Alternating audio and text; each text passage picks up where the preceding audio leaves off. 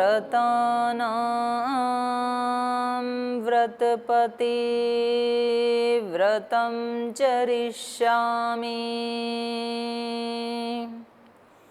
तच्छकीयं तन्मे राध्यताम्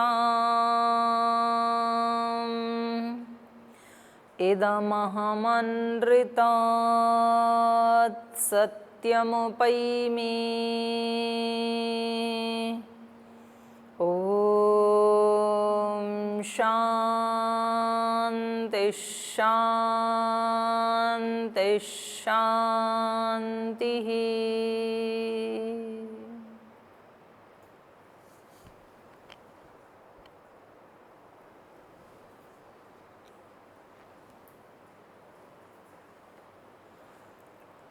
जीवन दर्शन कक्षा में आप सभी का स्वागत है। भगवान योगेश्वर कृष्ण को और उनके माध्यम से आत्म कल्याण को प्राप्त हुए अर्जुन को स्मरण करते हुए हम अपनी पिछली चर्चा को आगे बढ़ाते हैं। 3 प्रकार के तप के बारे में हमने जाना भगवान कृष्ण से। शारीरिक तप, वाणी का तप, मानस तप, क्योंकि 3 हमारे पास साधन हैं और उन तीनों को यदि हम तपस्या पूर्वक सदुपयोग करें यदि, तो हमारा परम कल्याण हो सकता है। क्योंकि तपस्या से कोई भी चीज़ ऐसी नहीं है जो दुर्लभ हो।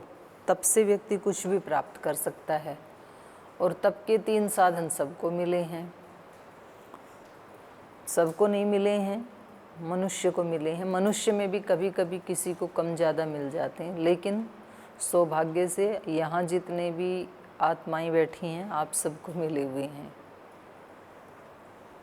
तो हम सब 3 प्रकार के तप को देव द्विज गुरु प्राज्ञ पूजनम शौचम आर्जवम ब्रह्मचर्यम अहिंसा च शारीरम तपोच, ये शरीर के तप हैं। और वाणी के अनुद्वेग करम वाक्यम सत्यम प्रियम हितम च यत् स्वाध्याय अभ्यसनम चैव वाङ्मयम तप उच्यते, ये वाणी के तप हैं। स्वाध्याय करना, उसका अभ्यास करना। और ये ही बात वहाँ उपनिषद में भी बताई है। स्वाध्याय प्रवचनाभ्याम मा प्रमद, स्वाध्याय और प्रवचन में कभी प्रमाद मत करना। क्योंकि रोज़ रोज़ ये बातें पढ़ते हैं ना, तो ये भोजन की तरह से ही काम करते हैं। जैसे रोज़ाना खाना खाते हैं तो वो काम करता है शरीर में, तो इसी प्रकार से रोज़ाना का जो स्वाध्याय है, रोज़ाना का जो अभ्यास है, वो थोड़ा थोड़ा करके, रोज़ तो हमें पता नहीं लगता है। हमें लगता है कि थोड़ी सी देर गीता पढ़ लेंगे इससे क्या हो जाएगा, थोड़ी देर रामायण पढ़ेंगे इससे क्या हो जाएगा, थोड़ी देर संध्या करेंगे उससे क्या हो जाएगा। हमें तो ऐसे ही लग रहा है। एक दिन नहीं जाएंगे तो क्या हो जाएगा, एक दिन गीता नहीं पढ़ेंगे तो क्या हो जाएगा, एक दिन रामायण नहीं पढ़ेंगे तो क्या हो जाएगा, एक दिन संध्या नहीं करेंगे तो क्या हो जाएगा, ऐसे लगता है हमें। एक दिन खाना नहीं खाएंगे तो क्या हो जाएगा। वैसे ऐसे सोचते नहीं हैं, पर कभी उपवास आदि करते हैं तब ऐसे सोचते हैं कि एक दिन उपवास कर लेते हैं, एक दिन नहीं खाएंगे तो क्या हो जाएगा। तो एक दिन का भी प्रभाव पड़ता है। एक दिन भी खाना नहीं खाते हैं ना तो पेट हल्का हो जाता है, होता है। एकादशी को जब नहीं खाते हैं तो होता है ना। एक दिन भी नहीं खाते हैं तो पेट हल्का होता है, 100-200 ग्राम वजन कम हो जाता है। एक दिन भी ज़्यादा खाते हैं तो बढ़ जाता है।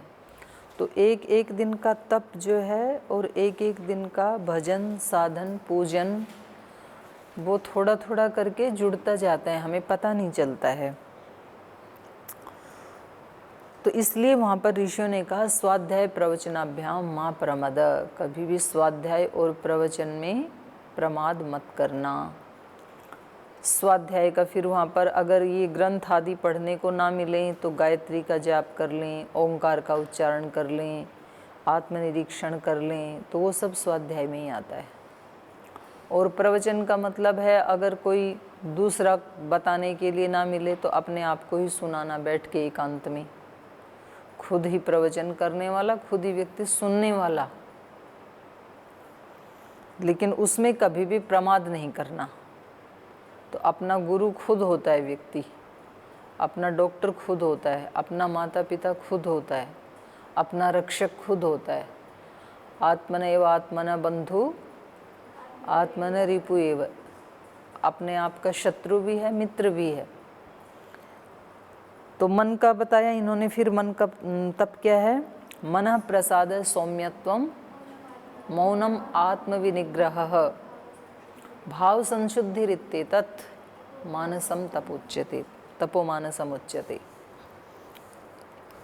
अब ये ही तीनों प्रकार के तप सात्विक दृष्टि से भी किए जा सकते हैं, राजसिक दृष्टि से भी किए जा सकते हैं, तामसिक दृष्टि से भी किए जा सकते हैं।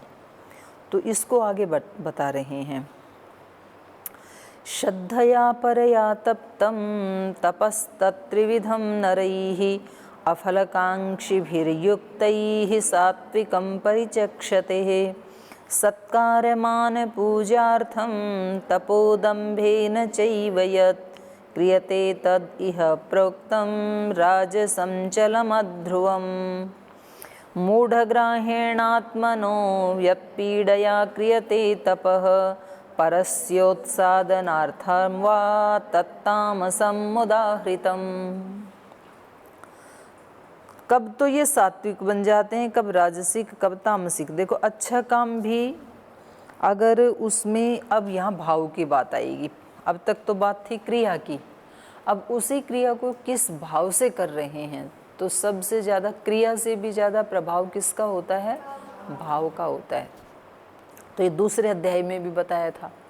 अर्जुन ने पूछा क्रिया के बारे में कि स्थित धी जो होता है, मुनि जो होता है, योगी होता है, तो उसकी क्रियाएं कैसी होती हैं, कैसे बोलता है, कैसे बैठता है, कैसे चलता है, कुछ स्पेशल होता है क्या, या सब लोगों की तरह से वो भी खाता पीता चलता है। तो उन्होंने उनकी क्रियाओं का उत्तर नहीं दिया, उत्तर दिया उनके भाव कैसे होते हैं। अपने आप में खुश रहता है, दुख आने पे घबराता नहीं है, सुख आने पे इतराता नहीं है, राग द्वेष क्रोध मोह इन सब को वो त्याग चुका होता है। तो ये सारे भावों के बारे में उत्तर दिया जा रहा है, क्योंकि भाव से उस क्रिया का मापदंड होगा। कोई कर्म हमने किया, वो पुण्य था या पाप था, इसका पैरामीटर क्या है? भाव, किस भाव से किया। तो कभी कभी यज्ञ भी कैसा हो सकता है? तामसिक कर्म हो सकता है। अब कोई कहे जी यज्ञ करना कैसे तामसिक कर्म हो सकता है? तो भाव यदि वैसा है तो तामसिक कर्म हो जाएगा।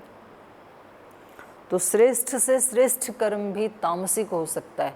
और कभी कभी देखने में जो छोटा काम लगता है या देखने में जो बुरा काम लगता है वो भी सात्विक हो जाता है। अब डॉक्टर किसी का शरीर चीर रहा है तो देखने में तो बुराई कर्म है, खून बहा दे रहा है, लेकिन भाव क्या है? रोगी की जान बचाना, तो कल्याण का भाव है, तो वो सात्विक कर्म माना जाएगा फिर।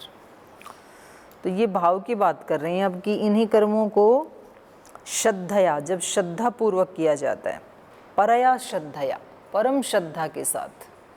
तो अब देखो श्रद्धा के भी इन्होंने तीन वो बना दिए।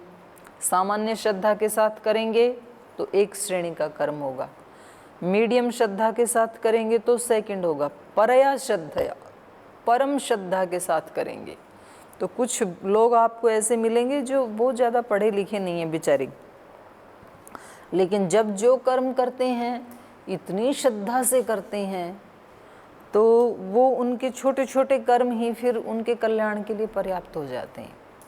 तो इसलिए इन्होंने कहा परया श्रद्धया तप्तम, ये तीनों प्रकार के तप जब परम श्रद्धा के साथ इनको तपा जाता है। देव द्विज गुरु प्राज्ञ, इनका पूजन कैसे करना चाहिए? परम श्रद्धा के साथ। कई बार हम श्रद्धा से करते हैं, कभी कभी थोड़ी थोड़ी श्रद्धा से करते हैं, फिर तीसरा बताया परम श्रद्धा से करेंगे ना तब वो सात्विक तप बनेगा। नहीं तो ऐसे होता है कि हम किसी व्यक्ति को साष्टांग प्रणाम भी कर लेते हैं, दंडवत प्रणाम भी कर लेते हैं, और मन मन में उसके दोष भी देखते रहते हैं, त्रुटियां भी देखते रहते हैं, ये तो ऐसे करते हैं, तो वो प्रणाम किसी काम का नहीं है। ना तो वो जिसको कर रहे हैं उसके हृदय से आशीष निकलने वाले हैं, क्योंकि आपने वो भाव दिया ही नहीं है। भाव के बिना प्रभाव नहीं होता है। किसी गाय के पास किसी दूसरी गाय के बछड़े को आप लाएं, उसका बछड़ा मर गया, और आप सोचें कि इसको देख के गाय का स्तन में दूध निकल आएगा, क्योंकि गाय के स्तन में दूध आता ही तब है जब उसका बछड़ा उसके पास आता है। और आप उसके बछड़े को हटा के दूसरे वाले को ले जाइए, आ जाएगा। और बछड़े को हटा के कटड़े को ले जाएं, वो भी तो बच्चा ही है, दूध देगी? पास भी नहीं आने देगी, आता ही नहीं है वो। और उसका अपना बच्चा पास आए तो रोक नहीं सकती है। तो जैसे हम प्रणाम करते हैं वैसे आशीष भी मिलते हैं फिर हमें।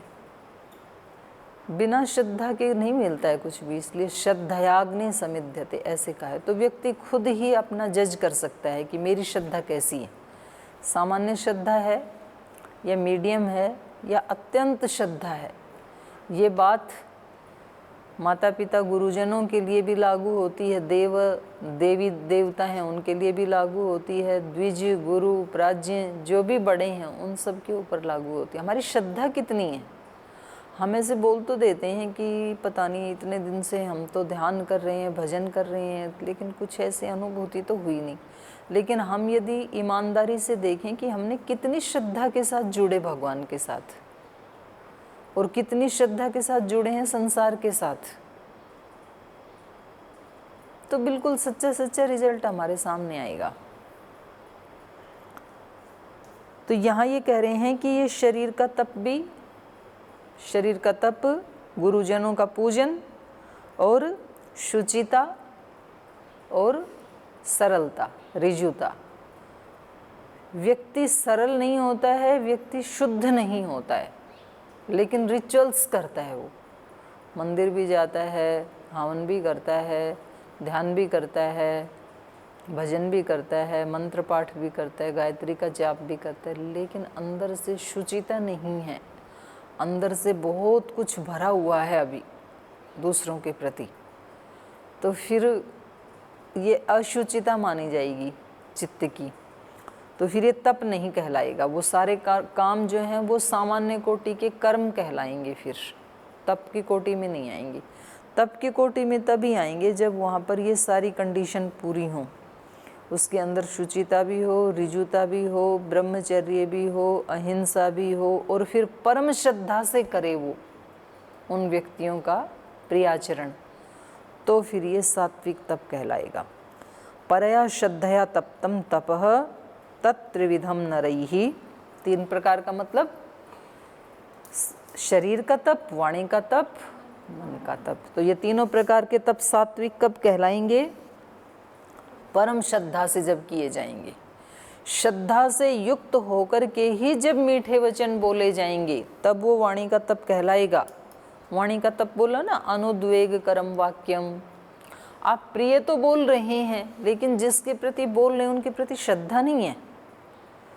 कभी कभी ऐसे होता है, कोई व्यक्ति मंच संचालन कर रहा है और मंच के ऊपर कुछ साधु संत बैठे हैं, कुछ बड़े लोग बैठे हैं, तो उनके लिए बड़े लच्छेदार संबोधनों का प्रयोग करता है, लेकिन उसकी श्रद्धा नहीं होती है उनके प्रति।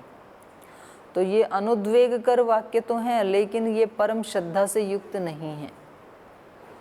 तो हम ऐसे कई बार बोलते तो अच्छा ही हैं, सॉफ्ट ही बोलते हैं, मीठा ही बोलते हैं, शब्दों का चयन भी बहुत अच्छा कर लेते हैं, लेकिन श्रद्धा नहीं होती है।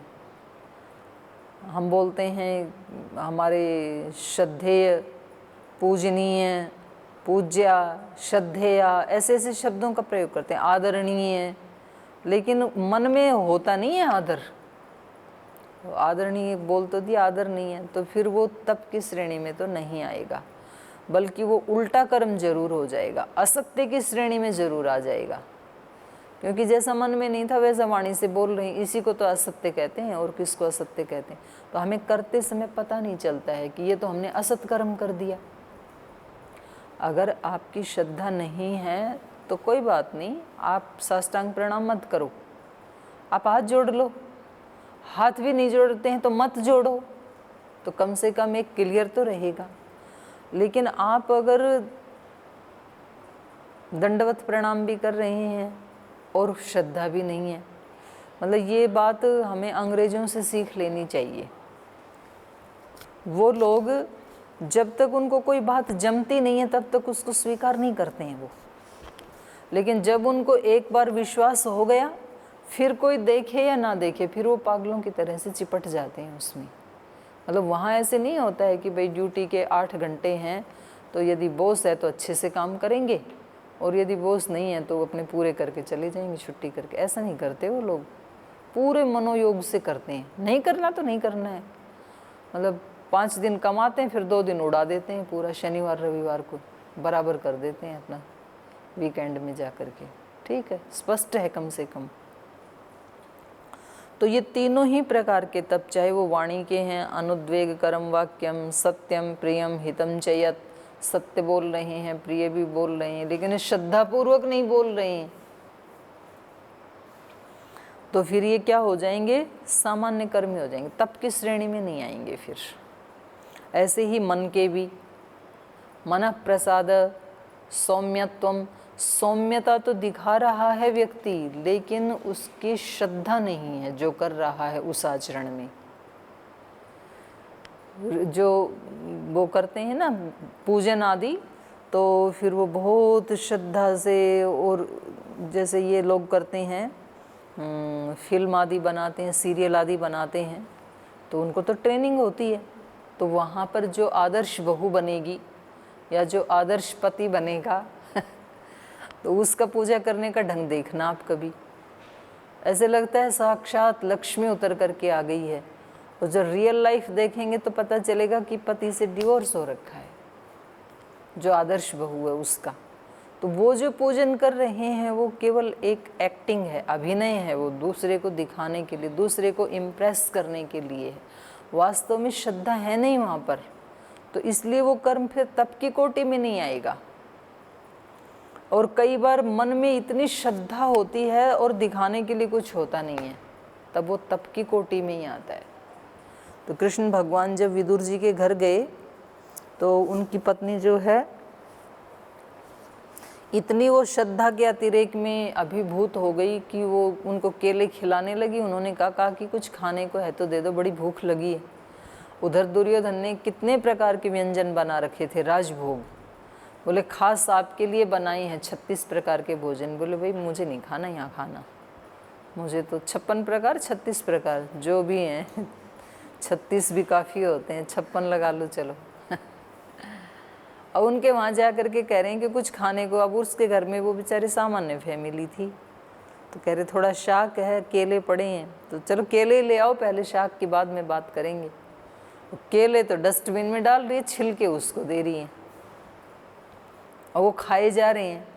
और वो पूछ रही हैं कि कान्हा कैसे लग रहे हैं? बोले बहुत स्वादिष्ट। काकी ऐसा तो रस कभी आया नहीं जीवन में। और उनके जाने के बाद वो देखती, अरे ये केले तो सारे डस्टबिन में पड़े हैं, छिलके उनको खिला दिए। तो देखने में कर्म कैसा हो गया, उल्टा हो गया, लेकिन श्रद्धा इतनी थी कि वो तप हो गया।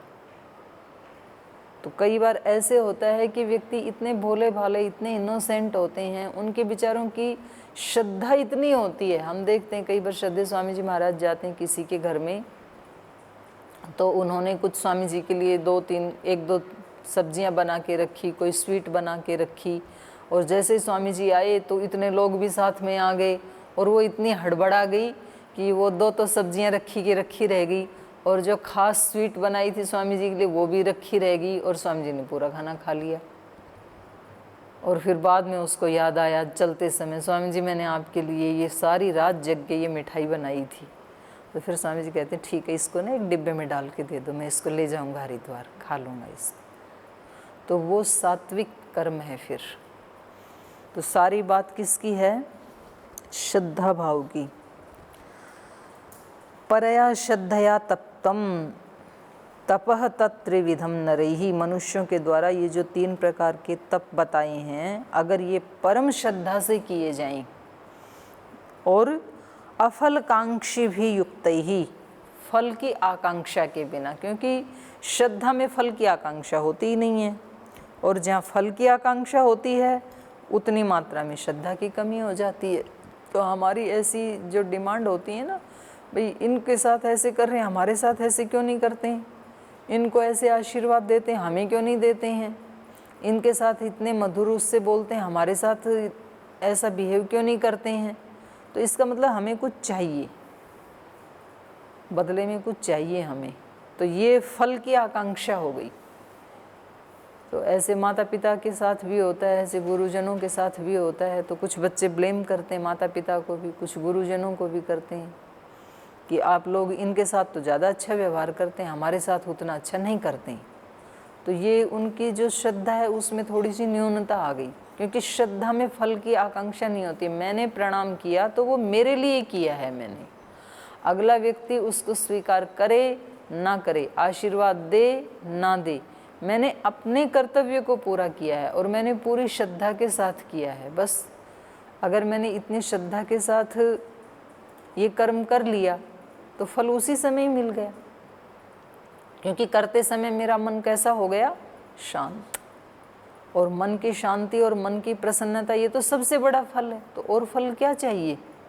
सारे के सारे कर्म हम किसके लिए करते हैं, मन की खुशी के लिए, मन की शांति के लिए, मन की प्रसन्नता के लिए, और वो हमें करते करते ही मिल गया। तो और क्या चाहिए, और तो कुछ बचा ही नहीं फिर करने के लिए। तो इसलिए इन्होंने कहा अफलकांक्षी भी युक्त ही, जो फल की आकांक्षा के रहित रहते हैं, उससे युक्त नहीं होते हैं, तो ऐसे तप को क्या कहा, सात्विक। सात्विकम तप परिचक्षते, उसको सात्विक तप कहते हैं।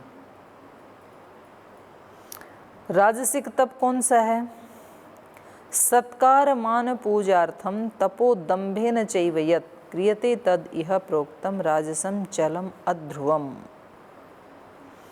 तो कह रहे हैं कुछ कर्म ऐसे भी हैं कि हम सत्कार के लिए, मान के लिए, और हमारी दूसरे लोग पूजा करें इस इच्छा से भी हम अच्छे काम कर लेते हैं। हम दान देंगे तो लोग हमारा सम्मान करेंगे, तो सत्कार के लिए भी लोग दान देते हैं ना। सत्कार मान पूजार्थम, हमारा सम्मान करेंगे, मंच पे बुलाएंगे, माला पहनाएंगे, और वहाँ भी नहीं बुलाएंगे तो कम से कम नाम तो बोलेंगे, मान सम्मान तो करेंगे, या पूजा करेंगे। तो इसके कारण भी हम कर लेते हैं ऐसे काम। शारीरिक तप भी कर लेते हैं, वाणी से भी कर लेते हैं, और मन से भी कर सकते हैं। मन से भी हम कोई काम इसलिए कर रहे हैं, भगवान की पूजा, गुरुजनों की पूजा इसलिए कर रहे हैं कि वहाँ उससे हमें सत्कार मिलेगा। सौम्यता भी हम क्यों दिखा रहे हैं, कि दूसरे लोग इम्प्रेस हो जाएंगे कि देखो इनकी क्रियाएं कितनी सौम्यता से बोल रहा है, कितनी सौम्यता से चल रहा है, कितनी सौम्यता से खा रहा है, कितनी सौम्यता से पढ़ा रहा है। तो वो हम दिखावे के लिए भी कर सकते हैं, सम्मान के लिए भी कर सकते हैं, और दंभ के लिए भी कर सकते हैं। सत्कार मान पूजार्थम तप दंभेन चैव। दंभ क्या होता है, जैसा नहीं है वैसा दिखाना। तो कई बार हम वैसे होते नहीं हैं जैसा हम दिखा देते हैं, तो वो भी फिर वो तप है, लेकिन वो राजसिक तप है। और जो राजसिक तप है उसका परिणाम क्या आता है, वो हम विष के समान। राजसिक जो भी कर्म होंगे उनका परिणाम तो दुखदायी होगा निश्चित रूप से। ये बात तो पकड़ में आ गई तो बहुत बड़ी कुंजी हाथ में आ गई। परिणाम इसका क्या होगा, एक का परिणाम, सात्विक का परिणाम अमृत जैसे।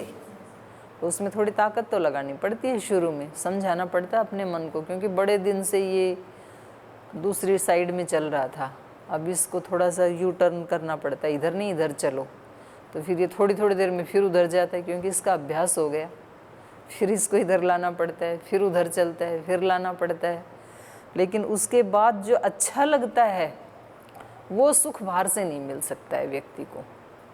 सात्विक कर्म करके जो सुख की प्रतीति होती है, मतलब एक व्यक्ति आपके घर में आता है, कोई मान लो स्वामी जी ही आ जाएं आपके यहाँ, और फिर कहें कि थोड़ा खाने की भूख लगी है, खाना रखा है तो दे दो, और आपके पास 2 ही रोटियां हैं और आप दे देते हैं, तो आपको कैसा लगेगा, बहुत अच्छा लगेगा, क्योंकि गुरु जी को दे दी, इससे अच्छा और क्या हो सकता है। लेकिन हो सकता है कि वहाँ आपने दंभ के लिए भी दे दिया हो, दिखावे के लिए भी दे दिया हो, और हो सकता है कि मन में ये हो कि 2 दिन से तो मैं भूखा था और गुरुजी को भी आज ही आना था क्या, तो चलो फिर भी दे दिया, कोई बात नहीं। लेकिन अगर कोई अनजान व्यक्ति आ गया जिससे आपका कोई लेना देना नहीं है, और वो व्यक्ति आकर के कहता है कि भाई बहुत भूख लगी है भैया, और आप भी 2 दिन से उपवास पे हैं, आपके पास 2 ही रोटी हैं, और अगर आप उसको ये कह देते हैं कि भाई रोटी तो नहीं है, तो रोटी तो बच जाएंगी, लेकिन बाद में आपको कैसा लगेगा, अंदर से अच्छा नहीं लगेगा। मैंने किसी व्यक्ति को भेज दिया, 1 रोटी उसको दे दें, 1 आप खा लें, कि चलो दोनों का काम चल जाएगा, भाई मैं भी भूखा हूँ, तो मन को संतुष्टि तो मिलेगी, लेकिन थोड़ी मिलेगी, ज़्यादा नहीं मिलेगी। लेकिन दोनों उसको दे दी और आप भूखे रह गए, तब बहुत ज़्यादा संतुष्टि मिलेगी आपको। भूख का कष्ट तो होगा, लेकिन जो आत्म तृप्ति का सुख है वो कैसा होगा, अमृत जैसे होगा। भाई आज एक यज्ञ हो गया। महाभारत में एक कथा आती है कि एक जो नेवला है उसका आधा शरीर सोने का बन गया था, आधा नेवले जैसा ही था। तो उनको वरदान मिला था कि जब आप किसी राजसूय यज्ञ में कहीं जाओगे और वो यज्ञ यदि सफल हुआ होगा और वहाँ आसपास जो सामग्री बिखर जाती है उसमें आप लौट के अपने शरीर को पूरा का पूरा सोने का हो जाएगा आपका। तो वो जहाँ जहाँ कहीं भी ऐसे राजसूय यज्ञ होते तो वहाँ वो जाता था। तो उसके शरीर में कोई परिवर्तन हुआ ही नहीं बहुत वर्षों से। फिर युधिष्ठिर, अर्जुन आदि इन्होंने भी यज्ञ किया, तो उन्होंने सोचा कि यहाँ तो भगवान कृष्ण भी शामिल थे, तो ज़रूर ये तो सक्सेस हुआ ही होगा। तो वो वहाँ गया और वहाँ आसपास जो सामग्री थी उसमें उसने अपने शरीर को ऐसे लपेटा, लेकिन नहीं हुआ सोने का। तो उन्होंने कहा कि ये भी सक्सेस नहीं हुआ आपका राजसूय यज्ञ। तो उन्होंने कहा क्या मतलब, हमने इतना द्रव्य लुटा दिया, सारा खजाना लुटा दिया हमने, क्योंकि खजाना दान देने का काम दिया था दुर्योधन को। और ये कहा था कि भाई दुर्योधन क्योंकि शत्रु है, तो शत्रु को यदि दान बांटने पर नियुक्त करोगे तो वो क्या करेगा, सारा खजाना लुटाएगा कि तुम भी क्या मतलब कोष में 1 कौड़ी पालोगे। तो पूरा का पूरा, अच्छा ये भी यही चाहते थे कि भाई ये पाप का धन है, इन्होंने इकट्ठा किया था, तो अच्छा ये इनके हाथों से ही सारा निपट जाए। तो ये भी यही चाहते थे। उन्होंने द्वेष के कारण सारा धन दे दिया था। लेकिन तो भी जो अर्जुन भीम है उनके मन में थोड़ा अहंकार तो आ ही गया था कि देखो हमने कितना बड़ा ये राजसूय यज्ञ किया, कितना दान, सर्वस्व लुटा दिया। लेकिन एक नेवले ने कहा भाई कुछ नहीं है, तो सक्सेस नहीं हुआ, फेल, किसी काम का नहीं है। कमाल। फिर वो चलता रहा, फिर वो कहीं एक जंगल में चला गया। तो वहाँ एक दंपत्ति रहते थे,